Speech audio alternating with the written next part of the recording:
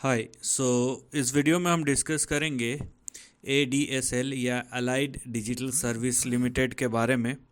और देखिए, अभी इसका करंट जो पी दिखा रहा है 34 के आसपास। इसको एक बार गूगल में चेक कर लेते हैं। मनी कंट्रोल में बहुत बार क्या होता है कि जो पी है अलग अलग दिखाते हैं। यहाँ 32 34, ठीक है, इस तरीके का दिखा रहा है। और ये मैं बोलूँगा थोड़ा सा ज़्यादा तो है, लेकिन इतना भी ज़्यादा नहीं है कि यहाँ पे इसको एकदम रिस्की कंसीडर किया जाए। उसका एक रीज़न है।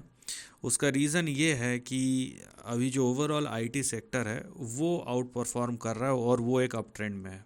ठीक है, तो बहरहाल अगर आप यहाँ पे फंडामेंटल को देखें तो ये ठीक ठाक ही दिख रहा है। इसका कंसिस्टेंट एक परफॉर्मेंस रहा है कि इसका ऑपरेटिंग मार्जिन 10 से 15% के बीच में, थोड़ा ऊपर थोड़ा नीचे।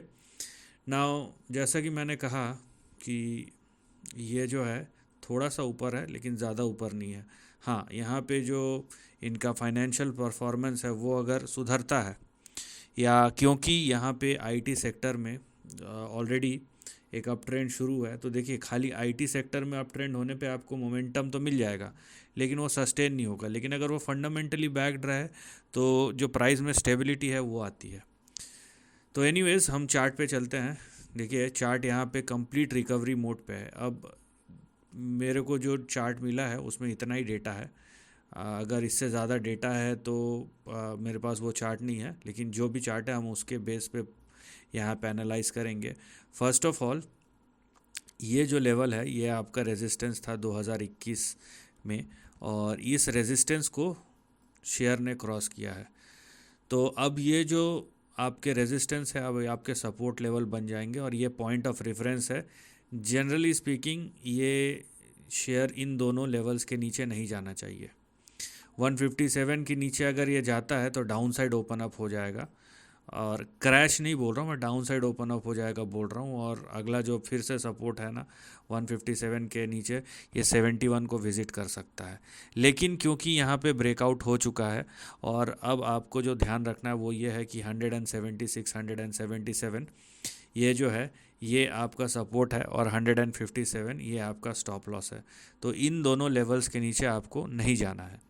फ़िलहाल जो रेंज आपके सामने एक्टिव है, और देखिए क्योंकि हम लॉन्ग टर्म ट्रेंड के यहाँ पे बारे में डिस्कस कर रहे हैं, तो ये हो सकता है कल गिर जाए या 8-10 दिन ना चले, क्योंकि वो चीज़ यहाँ पे आपको नहीं दिखेगा, क्योंकि हम यहाँ पे मंथली चार्ट या लॉन्ग टर्म ट्रेंड के बारे में डिस्कस कर रहे हैं। तो अगर 157 और 176 के ऊपर टिका रहता है जैसा कि ये है, तो जो अलाइड डिजिटल सर्विस है ये अपने प्रीवियस हाई जो 2007-8 का हाई है 511 और 576, 511 एंड 576, ये इसकी तरफ बढ़ेगा और इसको रीटेस्ट करने की कोशिश करेगा। तो फ़िलहाल आप अगर बहुत ज़्यादा ऑप्टिमिस्टिक भी है तो आपका ऑप्टिमिज़म इस रेंज के अंदर रिस्ट्रिक्टेड है, राइट। अगर इसके बाहर जाता है, अगर आप 576 के ऊपर भी जाना चाहते हैं तो इसके लिए 576 के ऊपर ब्रेकआउट चाहिए। ठीक है, तो ये बात आप ध्यान रखिए कि ये अप ट्रेंड में तो है, लेकिन 176 और 157 के नीचे आपका जहाँ पे आपका सपोर्ट और स्टॉप लॉस है उसके नीचे नहीं जाना चाहिए। और 511 और 576 ये आपके आने वाले महीनों और सालों में टारगेट है जहाँ पे ये शेयर रेजिस्टेंस फेस करेगा। अब अगर आपका क्वेश्चन ये है कि क्या 576 इज़ द लास्ट रिजॉर्ट, उसके ऊपर नहीं जा सकता, नहीं जा सकता है, लेकिन उसके लिए मैंने जैसे कि कहा यहाँ पे हमको चाहिए ब्रेकआउट 576 के ऊपर, और ब्रेकआउट सस्टेन करना चाहिए। ऐसा नहीं कि शेयर जो है, क्योंकि 576 एक रेजिस्टेंस जोन है, तो ऐसा नहीं होना चाहिए कि शेयर यहाँ से ऐसा गया और धड़ाम से नीचे गिर गया। ये भी एक पॉसिबिलिटी है, लेकिन ये चीज़ ब्रेकआउट नहीं कहलाएगा। शेयर ऊपर जाए, राइट, शेयर जो है 576 के ऊपर जाओ सस्टेन करे, तब हम बोलेंगे कि हाँ भाई ब्रेकआउट हुआ है। तो बात यह है कि अगर ये इन केस 576 के ऊपर जाता है आने वाले महीनों और सालों में और सस्टेन करता है, तो आगे हमारे लिए कौन सा ट्रेंड ओपन अप हो सकता है, ठीक है, उसके बारे में हम डिस्कस करेंगे। आप तो यहाँ पे देखिए, यहाँ पे आपको एक और ट्रेंड निकलता हुआ दिखाई देगा। अब यहाँ पे मैंने मंथली से वीकली चार्ट पे ले आया हूँ, और अगर आप सिर्फ अभी जो करंट मोमेंटम है उस पे जूम इन करें, मतलब इस पार्ट पे जूम इन करें, तो आपको क्या दिखाई देता है। तो यहाँ पे देखिए, ठीक है। तो यहाँ पे अगर आप देखेंगे तो यहाँ पे आपको अलग से एक रेंज अभी जो फॉर्मेशन है और जिसके अंदर ये शेयर प्राइस मूव हो रहा है, आपको इस तरीके का रेंज दिखाई देगा। तो अगर ये 576 577 के ऊपर जाके सस्टेन करता है तो आने वाले सालों में ये जो रेंज है एक्सटेंड हो सकता है, कहाँ पे, 1800 से लेके 3200 के बीच में।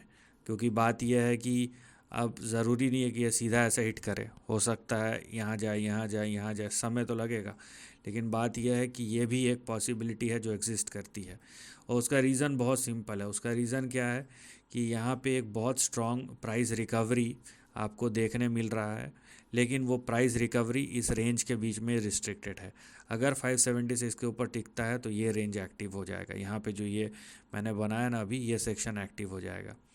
लेकिन जो आपको ध्यान रखना है वो ये है कि आपको यहाँ पे 157 के नीचे नहीं जाना, और 176 के नीचे अगर किसी भी रीज़न से शेयर गिरता है तो आपको अलर्ट मोड पे आ जाना है, और 157 के नीचे गया तो ये 71 का जो लेवल है वो फिर से एक्टिव हो जाएगा।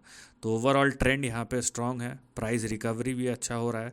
जिस तरीके का मोमेंटम है, अगर ये ऐसा ही चलता रहा तो कम से कम 576 तो ये टेस्ट करेगा, लेकिन इसको टाइम चाहिए, ऐसा नहीं है।